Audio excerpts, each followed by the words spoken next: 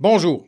Dernièrement, on a entendu parler d'un concept, le gerrymandering. Et peut-être que vous vous êtes posé la question, qu'est-ce que c'est? Dans le fond, si je veux garder ça extrêmement simple, le gerrymandering, c'est une expression qui désigne le fait de redessiner des comtés électoraux de manière partisane. Autrement dit, quand on cherche à provoquer un résultat pour un parti ou pour un autre, on redessine la carte électorale en se divisant de manière un peu acrobatique et ça prend de la gymnastique intellectuelle là, pour comprendre certains comtés. C'est parce qu'on choisit ses électeurs. Une façon de l'imager, ça serait de dire les politiciens choisissent leurs électeurs au lieu que ce soit les électeurs qui choisissent leurs politiciens. C'est exactement ce qui est en train de se passer. Et je vous en parle parce que le président Trump a demandé, sans se cacher, là, au vu et au su de tout le monde, de redessiner la carte électorale du Texas de manière à aller se chercher 5 sièges supplémentaires lors des élections de mi-mandat en 2026. Ce à quoi a répondu la Californie. Gavin Newsom, le gouverneur de la Californie, a répondu que si le Texas le faisait, que la Californie le ferait également. Alors là, la guerre du redessinage de comté est repartie. Alors, je voulais évidemment qu'on en parle un peu. Là. Ça pourrait bouleverser les choses à la Chambre des représentants si tous les États se mettaient à refaire cet exercice-là de manière partisane. Les républicains sont très enthousiasmés par leur stratégie d'obtenir 5 sièges supplémentaires.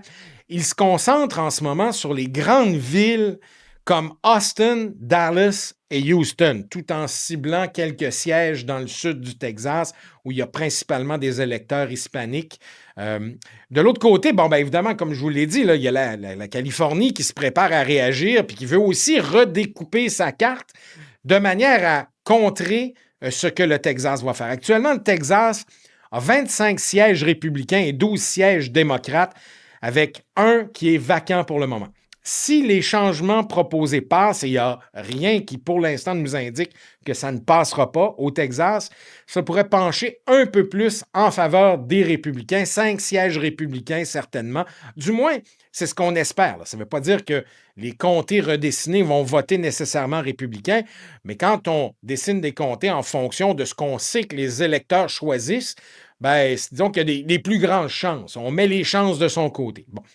Il y a quelques changements spécifiques à l'horizon. D'abord, à Houston, les républicains cherchent à regrouper les électeurs démocrates dans moins de districts électoraux, à créer une nouvelle zone à tendance républicaine. Dans la région de Dallas-Fort Worth, une proposition qui vise à diviser un comté électoral existant, qui est très démocrate, et à le transformer en un district solidement républicain.